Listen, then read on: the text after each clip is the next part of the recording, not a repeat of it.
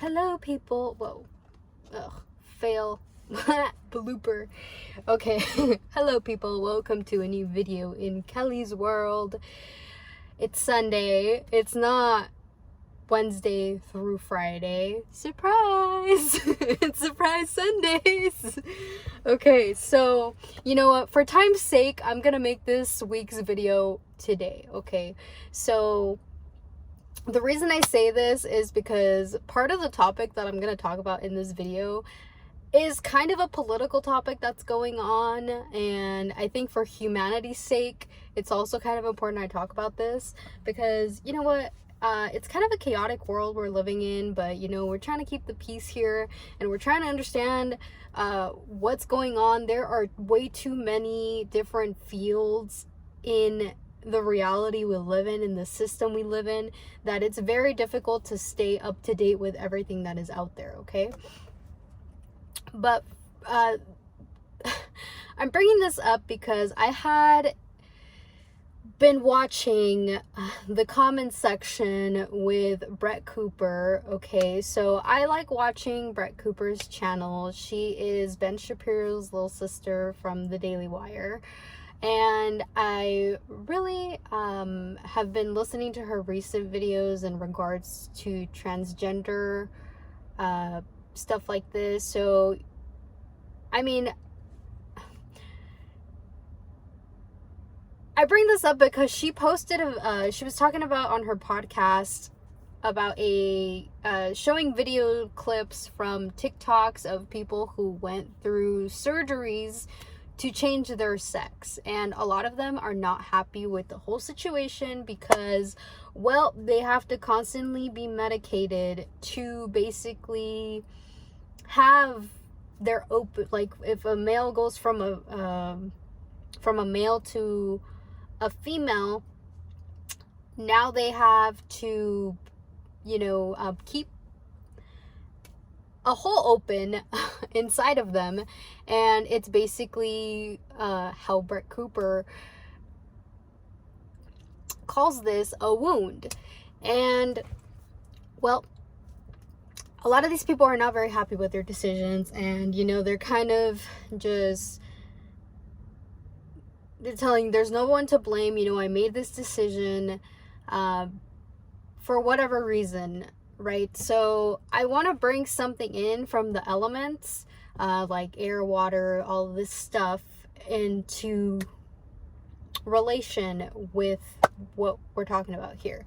So seeing these videos like made me really sad because me personally, as a woman, like born woman, I am not unhappy with my sex or my gender, you know, so I can't understand people who change their gender to be something else. I don't know if it's like something that happened to them in childhood, you know, everyone's case is different.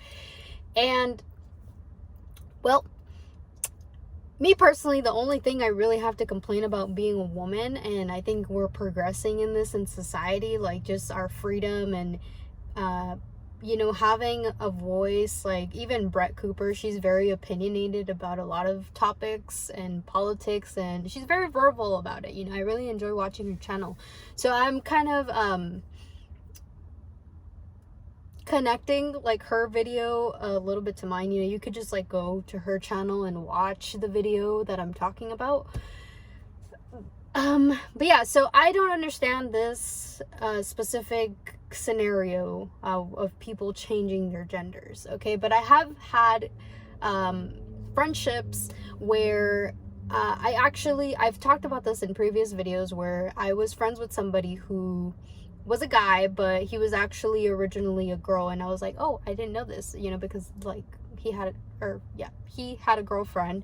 So yeah, after, you know, I guess they felt comfortable like finally telling me, then, you know, that's when I found out that they were actually a girl first, but then they turned to a guy.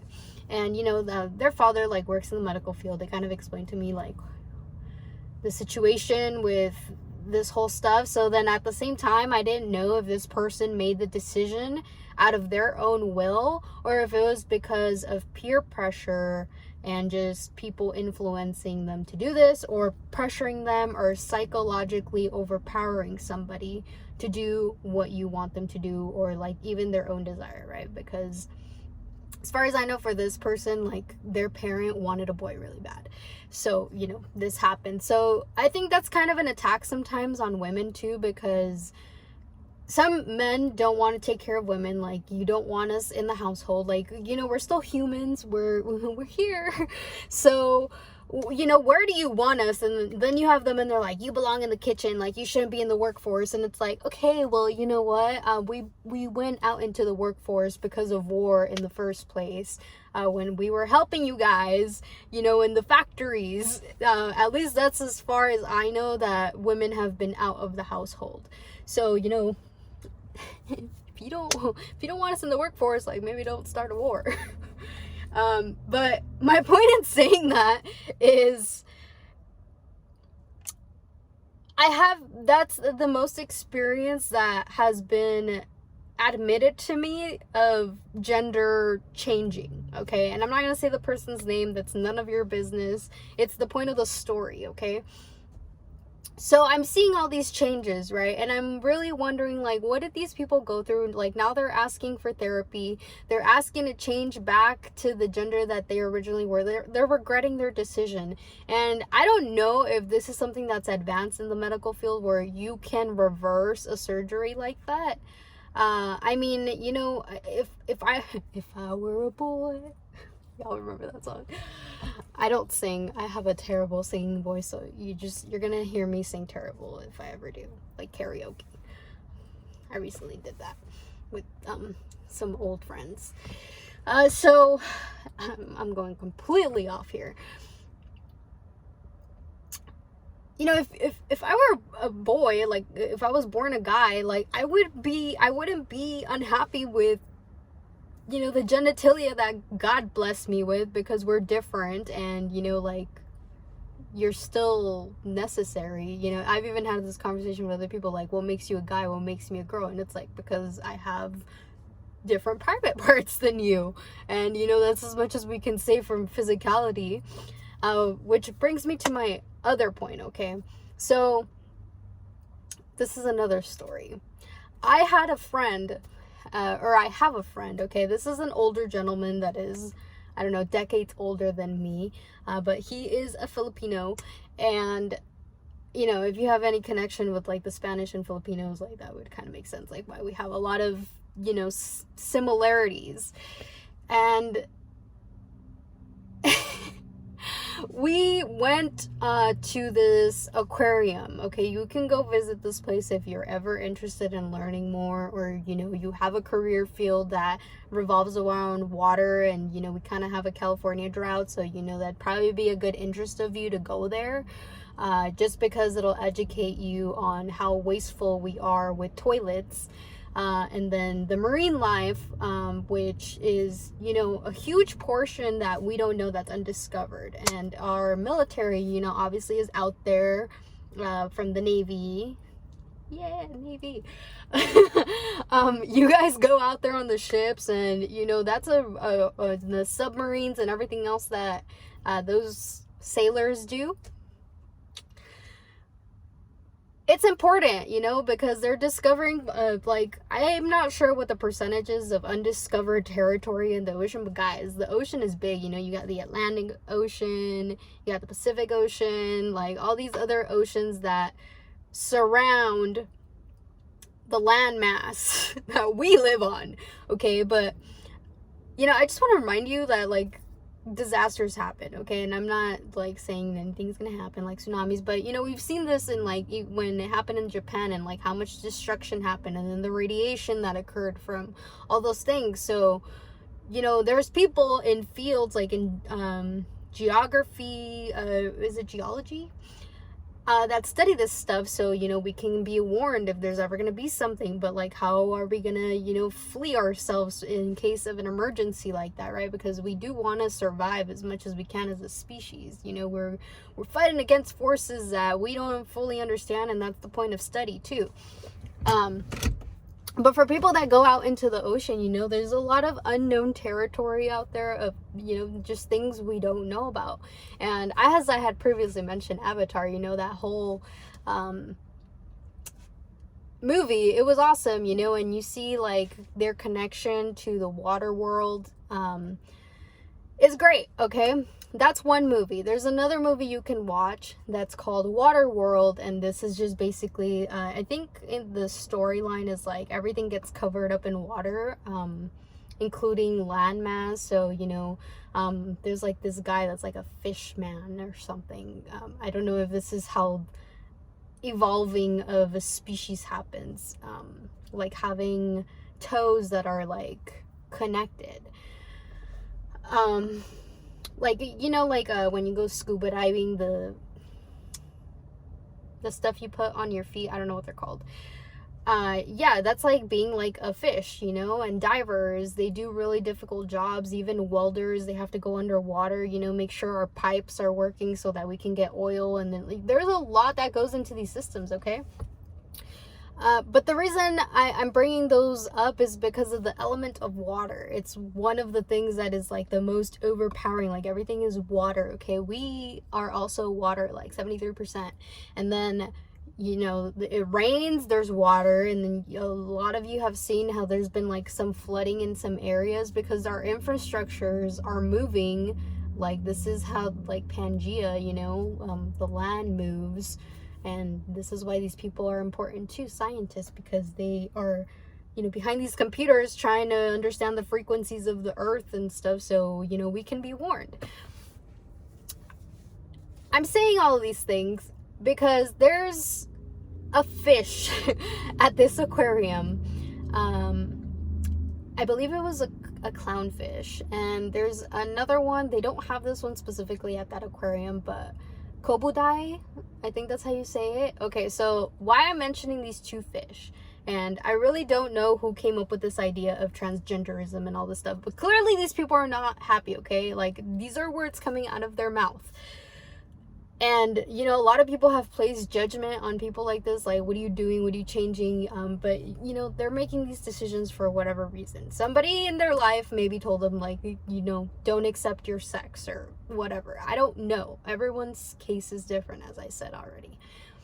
These two fish, they actually change from being males to females. And then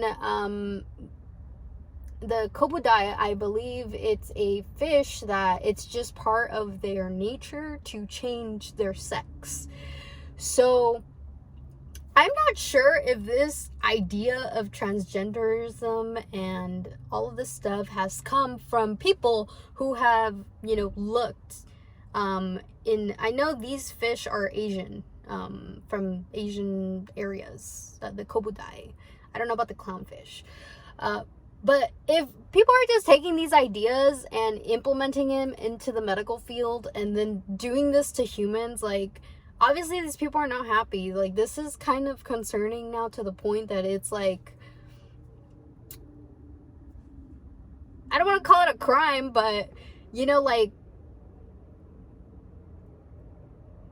I just don't get it. I just don't understand it. Okay? But you can see this a lot of the time. Us as humans, we look at nature. I mean, we are nature ourselves too, but we look out in nature and we behave a lot like animals do. Even in the way that they reproduce, in the way that, you know, they hunt. Like, one species hunts another. Like, even there's even that pyramid, you know, like humans are at the top, and then you have like all the other species, from like pumas and cougars and elephants, zebras, dogs. I'm just naming like any animal that, excuse me, any animal that comes to mind. Monkeys, gorillas, lions, tigers, cats, right? Those are still some type of cat. and then we have like domesticated cats. You know, maybe this is why like Habibi people, you know, like Middle Eastern people, this is like bougie stuff they have in their houses. Like they domesticate these animals. And I mean, we live in a society that's like pretty domesticated now. You know, you don't really see people running around with spears hunting. And sometimes I even wonder, like, did this whole concept of eating meat, did it only come about because, you know, somebody was getting attacked, they hunted down the prey in protection of their families, like when people used to live in teepees to protect their family, and they're like, oh, what are we gonna do with this? Like, I guess we'll eat it, you know, we'll just cook it up. I don't know if this is how things started. You know, I didn't live in those times.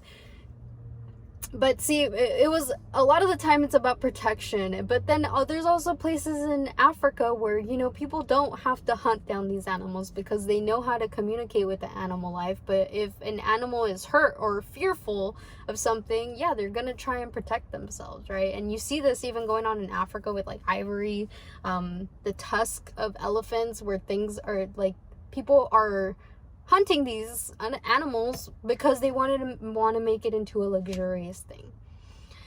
So it's just kind of like, I like luxury, but sometimes the ugly truth behind luxury is just detrimental to my being and my heart. Okay, I'm already trying to stay on the good, healed part of my heart, all right, because I'm kind of heartbroken right now, so I'm trying to keep things positive as much as possible. I shouldn't even be heartbroken in the first place. Okay, so I just wanted to, like, you know, talk about this fish and this aquarium. If you're in California, go ahead and go. It's in Irvine, you know, it's a bit of a drive, but, you know, you can go out there and take your children, you know, educate them, because they're really the ones that are going to be responsible for whatever is left on this earth, your children. I know that sounds like very stressful if you tell a child that, like, oh, it's your responsibility to fix like everything else that's messed up, you know. But as parents, I mean, I'm not a parent, but as parents, it's also kind of, you know, your responsibility to educate your children, or, you know, put them in areas that actually make sense of things that we use on a daily basis, right? That's points of like jobs and stuff like that. We all contribute to society in that sense. It's not just like about paying the bills and stuff like that. It's another system, the economy.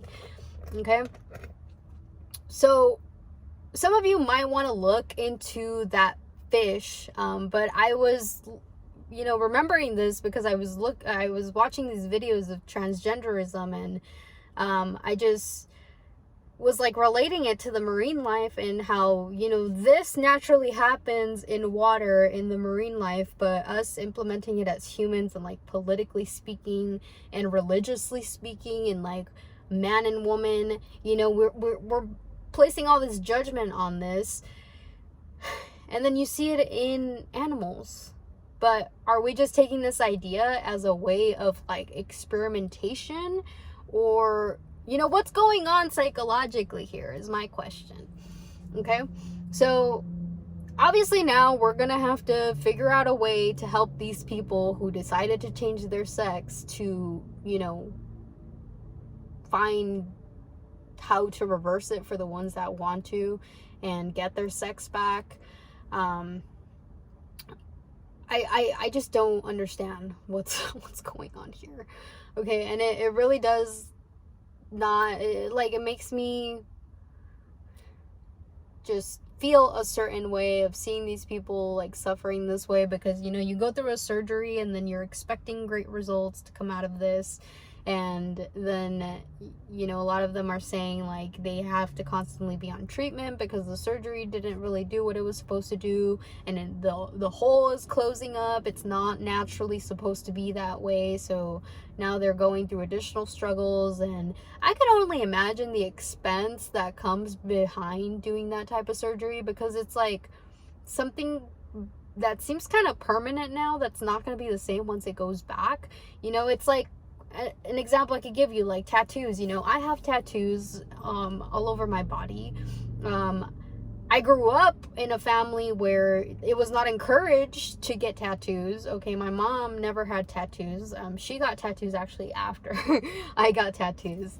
I think it was, maybe I had that desire for tattoos because my dad's the one that you know, had some tattoos, and even then, like, people would look at him like in a bad way.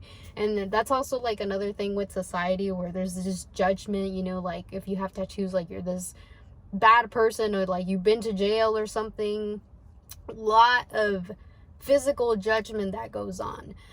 But as for me, something permanent like that, right, I thought it was permanent, because there's actually procedures you could go through now to do tattoo removals. So people that want to remove them, you could either have, you know, the actual art with the ink on your body, or you can go through a tattoo removal. And you're basically, if you get a really, really high quality person that knows how to do it, you might not be left with a scar. But if you don't pay for quality, then you're most likely going to be left with a scar, right? So this was a predicament. I had spoken to my cousins about this, because my female cousins, they also have tattoos now. And we were all like talking about this, and I was going through like this phase where I was like kind of sad about my tattoos, because I felt like judgment from people. And I was like, well, you know what, at some point when I turned 18 and I decided to get these tattoos, I wanted it. And you know, I just have to tell myself that, because it's nice to have, you know, skin that doesn't have any type of any mark on it, but you know, it doesn't look ugly with my tattoos either. So at least, you know, what I think is beautiful to me, you know, that's why I have them on my body. But I had this conversation with my cousin, because I was like sad about it, like comparing myself to other women who don't have tattoos. And I was like, you know what, like I kind of want to remove my tattoos. Like there was a point where I didn't feel beautiful when I had tattoos, and it was also because of judgment, or you know, thinking like, oh, maybe like if I go to another part of the country where they're very like conservative, they wouldn't accept this. So I thought about it, and I was like, you know what, no, like I'm either gonna have the scar of the tattoo removal, which you're still gonna see probably like the shape, because there's even tattoos where you could get like white ink and they're very light. It just kind of looks like a scar over your skin, or I'm just gonna be left, you know, with this stuff that is art. Instead of being on a canvas, it's on my body. So that's how I look at it. But when it comes to, you know, this transgender stuff, it's been around for years. The surgeries have been performed illegally. I have mentioned this in a previous video, where there was somebody I knew who I met this person, and it was a professional, you know, who used to do these surgeries, and he was very descriptive of how these surgeries work and stuff. So you know, that's just kind of like a lot of scary stuff too. Even in like Egypt, you know, this is like mummification processes, or you know, maybe this is where the medical field kind of like stemmed from too, because they used to remove organs from mummies and, you know, put them in jars. Or, you know, there's a lot of historical background that you learn in school that goes into the reality that we currently live, and why we still continue advancing it like with ancient times. You know, it's just a progress as time passes, and it continues getting more technological, or you know, we improve the way that surgeries are done with small incisions instead of, you know, like stitching big scars up and stuff like that. I mean, I don't work directly in the medical field, but you know, I've like read stuff, and yeah, this was taught in school too. So, you know, scary stuff to read about. It's kind of like nobody wants to be in the medical field, like as a patient yourself, you know, because it's a risk factor regardless. Anything in life is a risk, but when it's new surgeries like this, and where you see people crying about their sex changes and how they regret it, and you know, you're kind of stuck in your own body, and now you have to deal with the consequences of the choices, as everything has a consequence, whether you try to do the most good intentions and, you know, not hurt, like something, a piece of the plan gets, you know, misinterpreted, or it just doesn't go as the way it's supposed to, because it's not like perfected to every detail that we can think of. Okay, so this is why it's important to think about questions and worst case scenario or best case scenario. Like, really think of the details of things. That's more of my analytical side. So yeah, I was looking at it from this perspective in comparison to these fish that I mentioned, and if these ideas are just coming from points of views of experimentation, or if it's actually that something these people have gone through psychologically and overpowering psychologically, that they were influenced enough to want to make this decision, and now they're realizing like the pain that they're putting their body through and the suffering that they're going through, that now they want to go back. So I mean, me personally, like, I'm happy being a girl. I don't think I would ever want to be a guy. Okay, I would never go through a surgery to become a man.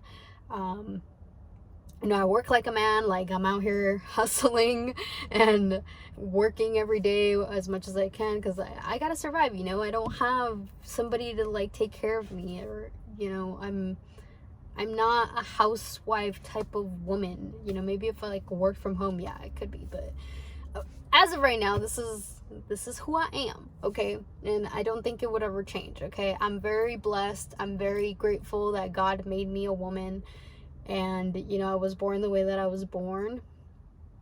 There was complications when I was born. Yeah, and my mom went through a lot of suffering to give birth to me, so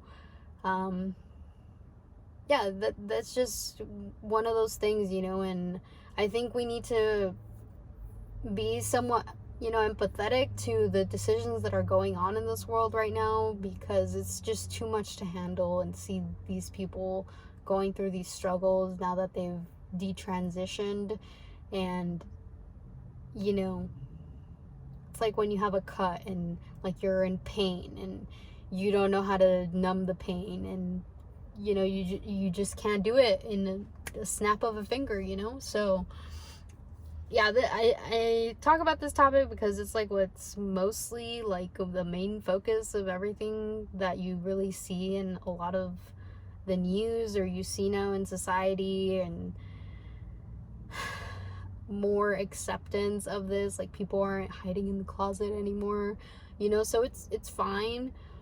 But yeah, the people who have really gone through it, I don't know where these ideas came from. And then the most I can compare it to is these fish.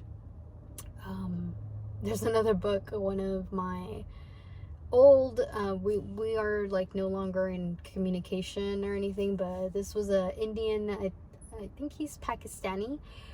He gifted me a book called We Are Water, and I haven't finished the book. Maybe I'll look into it, but stuff like this, like, it kind of makes you wonder, if people are just doing this stuff for the money, or if people are just, doing this because they genuinely want this, or this is just the type of environment that they've grown up in, where people want to do otherwise or be different, stand out, and like we turn to these insane actions to make those things a reality, right?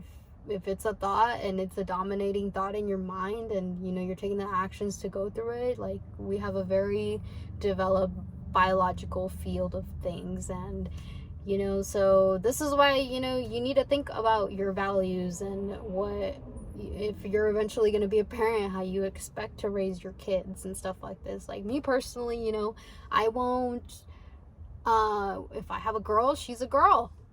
If I have a boy, he's a boy. Like, it's quite simple for me.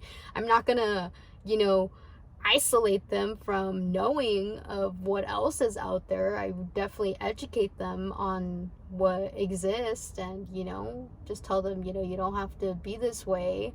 I'm raising you this way for these reasons. And if somebody decides to change that, I really would hope not. I want them to accept themselves for what their God-given gifts were to be as the person they are. But you just never know, you know. You have so many different changes where, you know, kids just tell their parents, like, I'm this, like, this is what I feel like, this is my gender. And, you know, I've never been in that position. I don't know any parents that have ever been in that position, so I don't understand to that intimacy of communication. Okay, so that's that. Okay, so if you want to, like, hear more in depth, I mean, like, go to Brett Cooper's channel. She talks about it a lot more. She has a huge following. Her production with, like, her studio and everything is, like, very professional. Okay, like, her brother hired her, and, you know, like, he set her up real good. Okay, I really admire, like, their relationship they got, because they work together, you know, with the Daily Wire, his company, or whatever it is. I can't relate because I don't have a big brother, so I gotta be my own my own big brother, you know, and try to make it myself. So this is as much quality as you're getting from me, at least for now. Okay. But on another note, you know, I didn't have lunch yet, and I just want to share with you today what I'm gonna be having. It's hummus again, because I've just been missing the hummus taste these days. But I'm changing the chip option. Okay, I picked up these at Trader Joe's. I went to go do laundry and I forgot my detergent, so I was like, you know what, I'll just go get my food now and proceed after. So I have these sweet plantain chips. My mom used to make me plantain like cooked on the stove, you know, and like very crunchy. It's so good. And then we would eat them with condensed milk. Oh my god, one of my favorite treats to do, to make, sorry. But yeah, I got these as like my replacement for pita bread. And then I bought cilantro and jalapeno hummus. So we'll see how this one tastes. Last time I went to Trader Joe's, I was not a fan of the one that I bought last time. I don't remember. It's somewhere in these videos I have. But I'm going to try this one today. And, you know, I'll see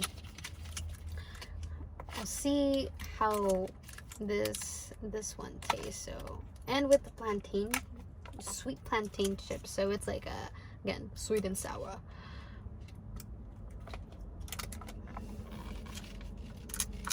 You're gonna see me struggle right now to open this. Ooh, okay.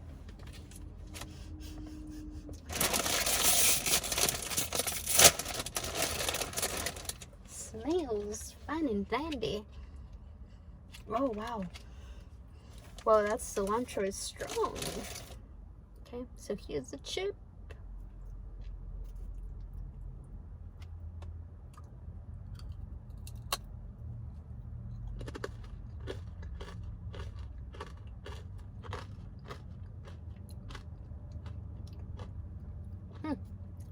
Not bad. That's an interesting taste. Well, that's spicy. There's a jalapeno.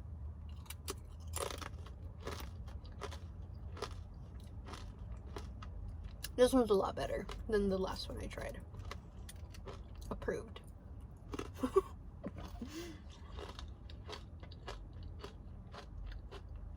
Alright, so I gave you a whole lot of movies that you can watch to, you know, see what's going on here.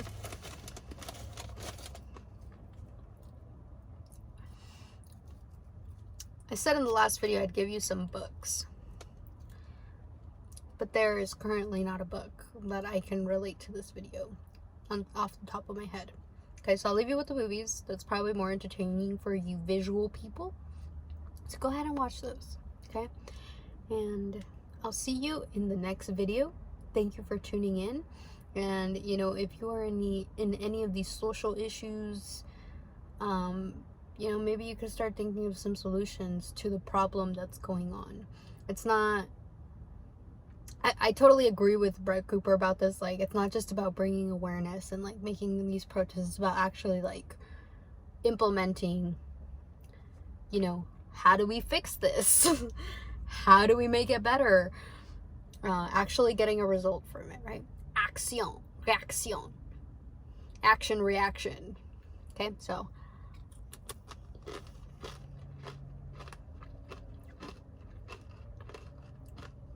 the actions of our very own choices, you know, have an effect. That's a reaction. So keep that in mind.